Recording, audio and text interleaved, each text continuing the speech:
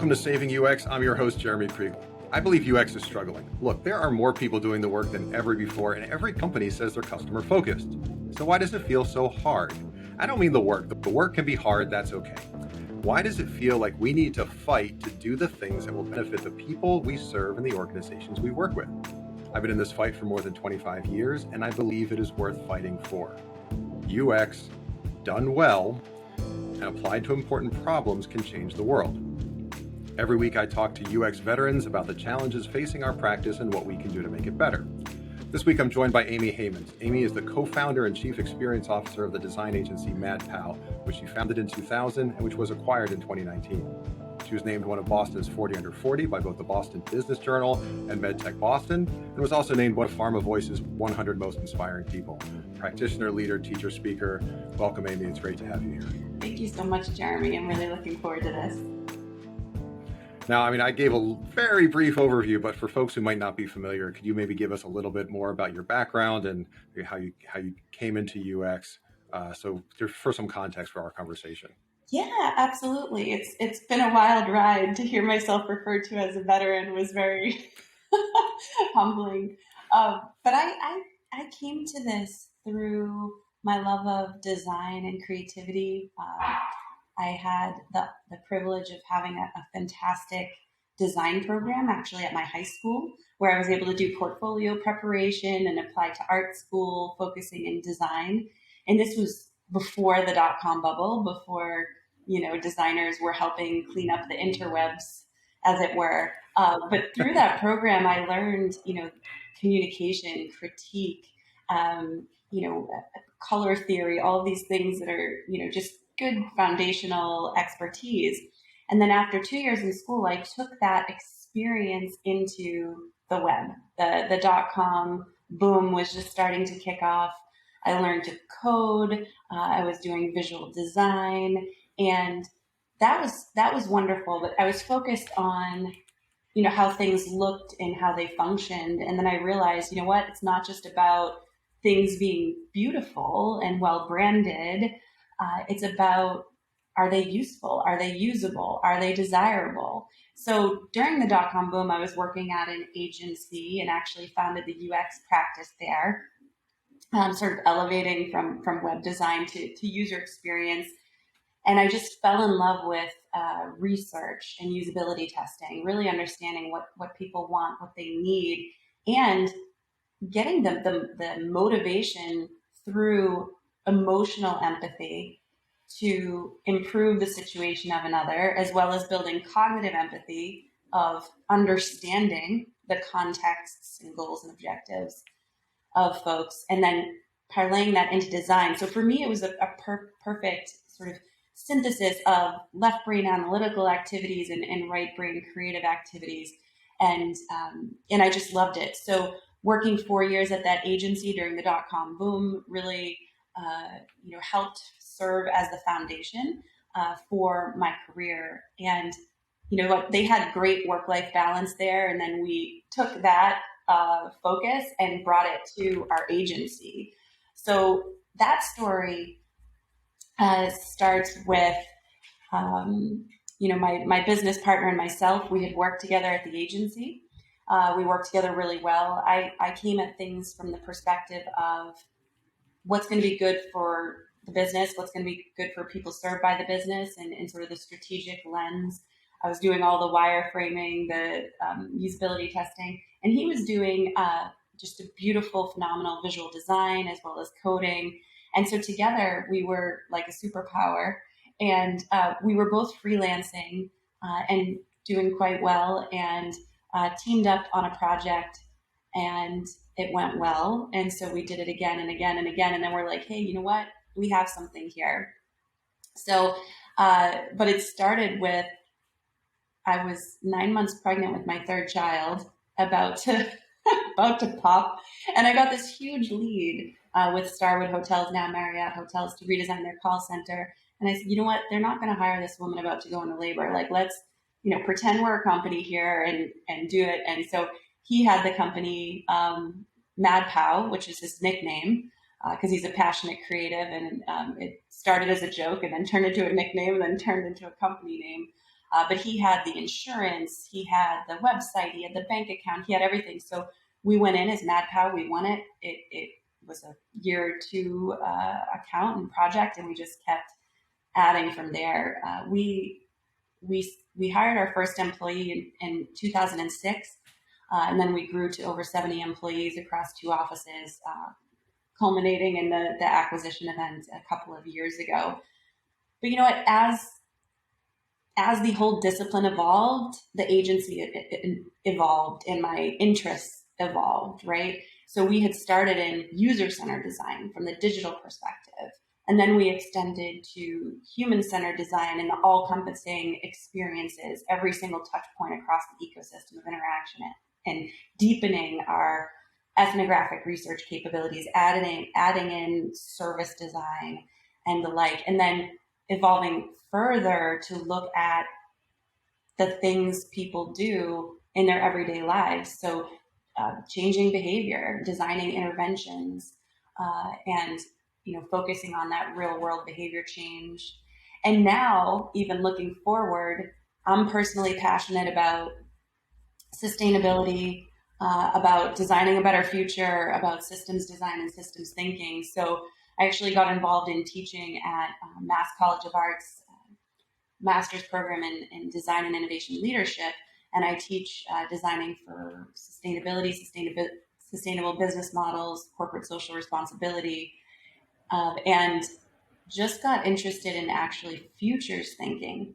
Now, futures thinking is sort of taking a longer view than we typically take in UX. 1 to 3 years. It's extending it to 10 years, 50 years, and really looking at through the act of considering the future, we can actually start to have conversations that change the future.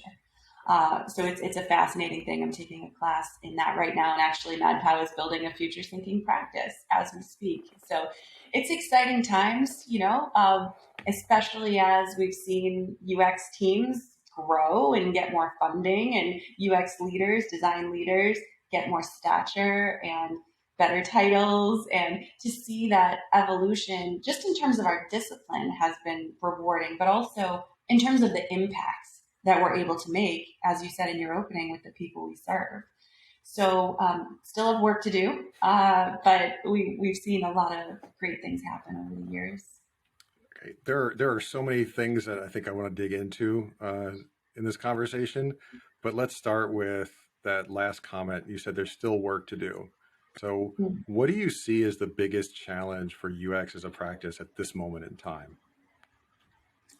Yeah, sure. I mean, there's always the risk of commoditization, of this is easy, right? We have prototyping tools, like we just need to talk with some folks and work on some MVP and run it by some folks, and so it can we can in our effort to get things to market be a little bit too speedy, right?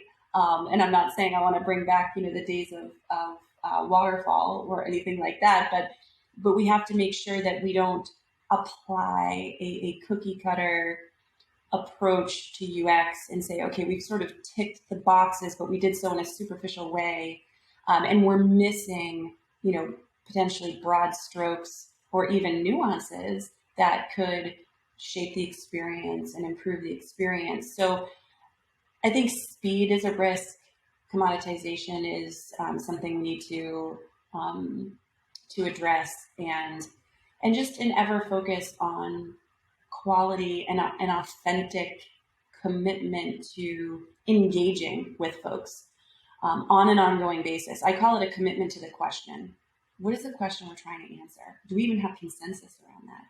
What is the purpose or the objective or the outcome that we're seeking? And are we asking, how do we best answer this question? How do we best solve this problem on an ongoing basis through new ways of engaging with people and ideating, and not becoming so siloed that we aren't collaborating with others outside of our department and outside of our organization and even outside of our industry. So there's a lot there. Yeah. So the commoditization thing is they're all interesting, but let's start there. is there a place for commoditization? Like, I guess there's two parts. One, is there a place for that? I mean, usually as things mature, they tend to be commodified. Does everyone need to be cutting edge? Is there a place to say there's a simple way to do this? There's existing patterns. Go ahead, do that thing. You're probably good enough. And where do we need to keep that customization? So maybe that's part one. And then part two is, what is MadPow like? How does MadPow's practice kind of fight against that commoditization pressure, if you think that that's the right way to go? Yeah, it's a really good point. Obviously technology is going to help us do things faster. So, the prototyping tools, it's not like, pixel pushing and spending hours on wireframes where you could whip them up in 20 minutes. It's not like that is worth it. And we should avoid that. Of course that is worth it.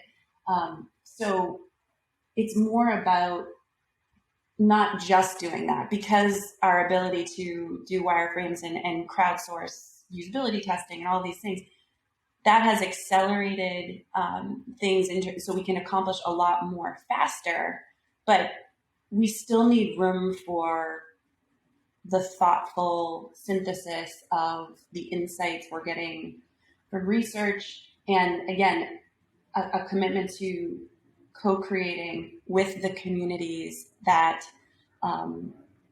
that we serve. And again, that's inside and outside of the organization. It's our fellow employee in another department. It's also customers and society as well. So, it's really important, I think, also in the commoditization effort. We can build something really fast, but is it the right thing, right? So it's building the thing right, going through good user experience methodology, but are we building the right thing? Is this the only thing? Are there other things? Is this the wrong thing?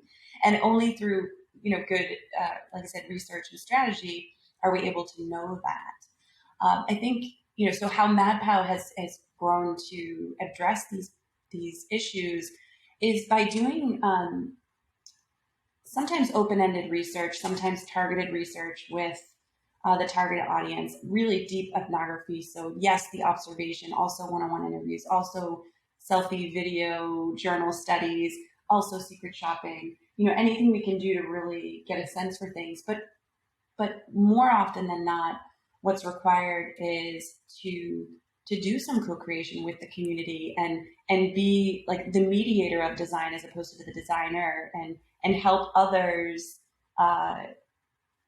understand the principles of human-centered design and start to apply it. So, firm believer in co-creation, as well as looking at academic literature on the problem space. How has this been studied? Are we doing academic literature review? Are we embracing, the scientific method, so to speak, in a test and learn approach, and designing protocols that really look at, are we successful? And then also the behavioral component, not forfeiting psychology, because as we know, you need to do probative research and, really get to the core of the value proposition in the context. And sometimes you can't do that in the kind of the speedy way, right? It takes a bit more time. So one of the complaints that I hear a lot is people aren't getting the permission to do the research that would give them those insights and be able to make better decisions. So with the clients you're working with, are they self-selecting? Like if they choose to hire you, they know that that's part of the project, and that's what they're going to pay for, and it's going to be a little bit longer, and it might have additional costs, and someone else will say, hey, we'll just design for you. Or are there things that you feel that MadPow is doing that are helping you be a better advocate and convince people of the value of this work that maybe other people might use in their own conversations as they try to help others understand why this is beneficial?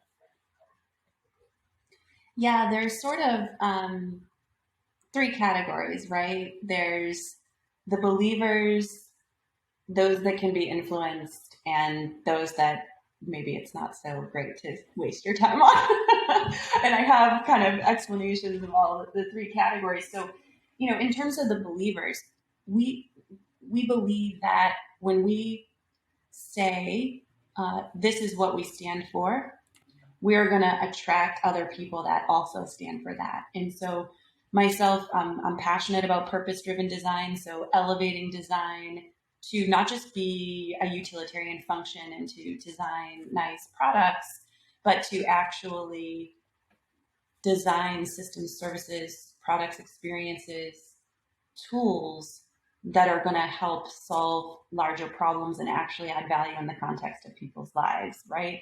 And that this is where you get at people, planet, profit, you get at sustainability, you get at social impact, all of these things. And so MadPow, designed for purpose, designed for people, designed for change, we put that into action in health and in finance. In health, we're trying to improve people's actual health and vitality and lifespan. Even we're looking to comfort and to cure and to ease those experiences. In finance, we're looking at how do we help people to achieve financial well-being? How do we help them to set financial goals, track toward them, and get the information that they need to achieve better outcomes in their lives for themselves as they self-describe as well. And so when we attract clients that are passionate about that as well, who are in it to improve health, who are in it to help people achieve financial well-being, who are in it to make a social impact, who believe in the power of design and experience to transform their organizations and touch the lives of the people they serve. So if we're aligned that way, philosophically, that's sort of an ideal client, right? We're just going to get each other and it's going to be fantastic. And that happens a lot, and it's freaking great when it does. The other category is those that can be influenced. So they're not necessarily against it, or they're not, the George Banks and Mary Poppins, types that are just like, it's all about the money and this and that. But they have sensibility for really what's good for the business, what's good for the team, what's good for the timeline. For those types of people, it's like, just expanding their horizons by asking good questions so that we start to uncover that there are blind spots, there are gaps in terms of the understanding of the target audience and how that might impact the strategy and how that might impact the overall success of the things they're trying to achieve. Even if I'm talking to sort of a business type, I'll say, research buys down risk, because research helps us to not spend a ton of time and money doing the wrong thing or not getting it right. So the money we spend up here is gonna buy down risk associated with spending a lot of time and money and getting it wrong ultimately. And also successes, right? So there's a sort of a neuroscience associated with decision making, and it might be your competitors are doing this, or this is done all the time. Here's how it's done. Here are the successes, and that sort of thing. And then there's the third category of the sort of just leave them alone. I mean, you got to follow your gut on that. If you think you're not making any headway, if you're in an organization, you're banging your head against the wall, or you have a client that doesn't seem to respect the process, or it's like you got to have empathy for them, but at the same time enough self-respect to draw the boundary and say, like, this just isn't going to work. So I talked with a chief design officer once, and I said, hey, like, how do you explain the value, the ROI of design? And he goes, I don't. I refuse to have the conversation. If they don't get it, I don't want to talk to them. And I was like, wow, man, like, good for you. That's pretty cool. But really, I mean, you need to know, like, and ultimately with those types of clients, the budgets won't be there, the timelines won't be there, and there may not be the ultimate satisfaction. So it's not going to be a win-win for everybody. I had a dear friend say to me once, go to where the love is. So her thing was, instead of trying to convert the non-believers, continue to work with the folks that are allies and you align with, and that will create success and momentum. And then the others will not be able to help but kind of join them. I think that's a great story. I love how the way you break those three groups down.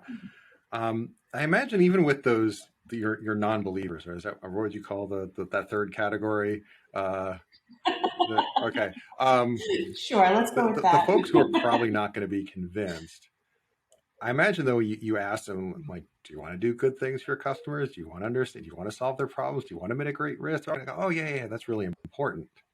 Um, and what I think about, from an interview perspective, I've talked to lots of companies over the years, and some of them say, oh no, UX is so important. Come help us build a practice, right? We need this. This is gonna be great. And then I get there and they're like, yeah, no, they'll go over here and do the thing. And in the beginning I would say, well, obviously they said it was important. They lied. They were wrong, blah, blah, blah. And over time, maybe the more nuanced understanding for me was, well, they said it was important, but what I didn't understand was there was all these other things that were more important. So how do you when someone says this is important, how do you get to what's really important so you understand like what category to put them in and whether or not they're really going to be a good partner for you? Yeah, it's such a good point, Jeremy, and I don't dismiss those folks.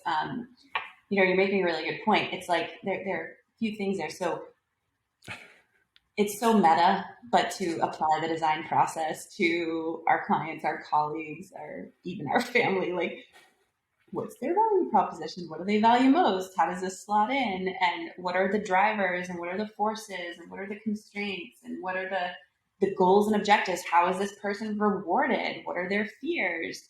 All of these things come into play. And so, I think you can, through conversation, get this out.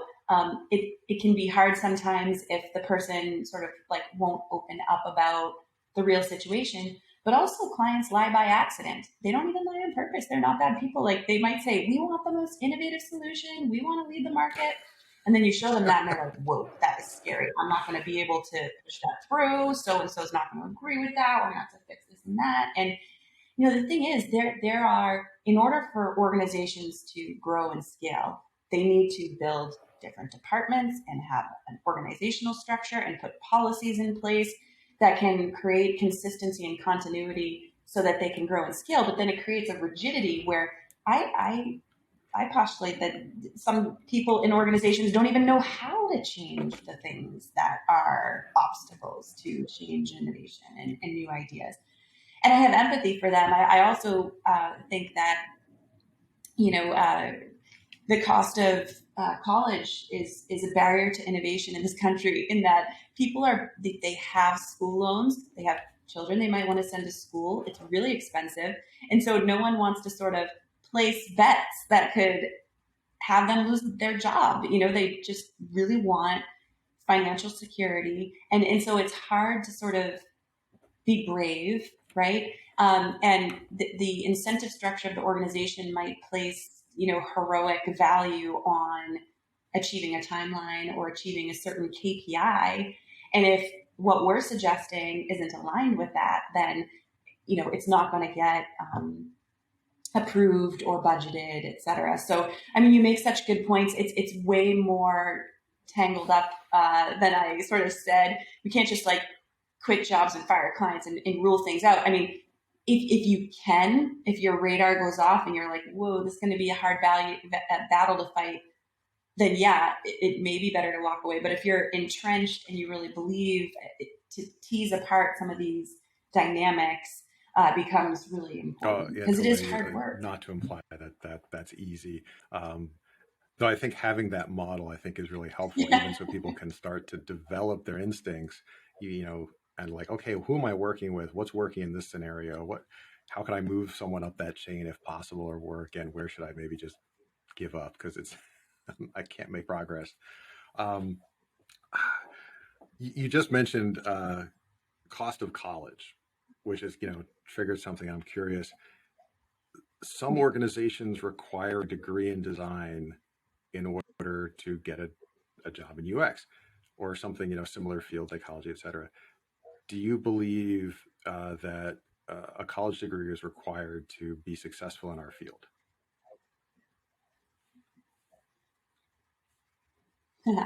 That's a good question. So I mentioned I did 2 years in college, then I left the Mm. workforce. I left the college rather and joined the workforce.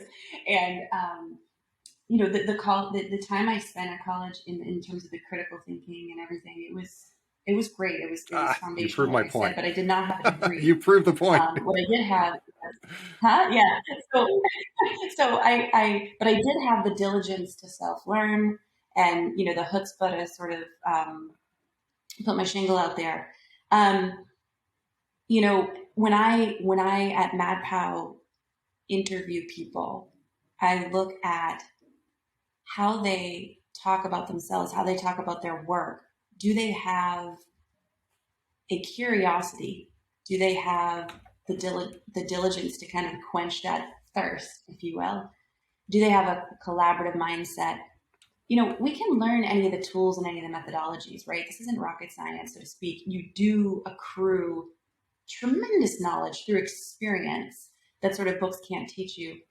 And I say all that not to say that I don't believe in education, because I do. In fact, I went back 22 years later and got my degree. I was able to test out of a lot of stuff due to life experience. And I'm glad I did that. It was sort of a thing where, like, I always sort of had a chip on my shoulder that I didn't have one, even though I was, successful without one. And now I'm like, do I want to get my master's? But I also teach. So I believe in learning. I just don't believe in the rigidity of the rules. I think that many people can be self-taught. I think a lot of people's school isn't made for them. There are different learning styles. I personally have ADD, so I struggle. I have to have my books read to me as opposed to like read them. So school traditionally hasn't been supportive of that, and I think that you can have a tremendously skillful, amazing person who doesn't necessarily have a degree. So, but at the same time, it teaches critical thinking and shows you what you can do and all this stuff. So, Cool. I'm really of two minds about I think it. that again, you make the case on both on both fronts. Um,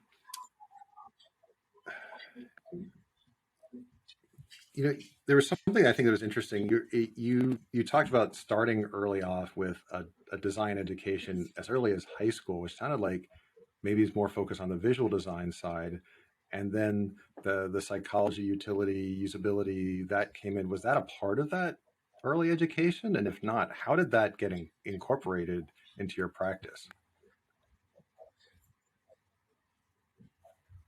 Yeah, it's so funny. I do have to give props to the leaders of the arts program in Burlington, Massachusetts. Lorraine Sullivan and her dear husband. They both led the arts at the high school, and they did so in an innovative way. I mean, they brought sort of what was happening out there and brought it into the classroom. And we would do graphic design. So I took graphic design, computer graphics, sculpture, painting. I mean, there was a wide curriculum, and I had the opportunity to take all these classes. We would sit around doing critiques. We were critiquing each other's work. We were learning, and I think critique is a skill that not all have, and it should be taught in every degree program, especially business. How do you talk about your ideas? How do you not cling to them? How do you accept feedback? How do you give others feedback? I mean, these were core skills, and just how do you think and how do you design within constraints? Um, and so the faculty was very patient and very kind and very inspiring, and they loved their jobs. And so this is just like an example how one person can touch the lives of so many, as a teacher. Um, going into graphic design in college, that again fortified that. But where you learn psychology is important is as you do the research and you talk with folks and you understand, okay, their contexts are different. They have different lives. They have different days. They have different levels of knowledge and technological savvy. They have different mental models. They have different needs. And you start to realize that there are psychological underpinnings to everything that we do.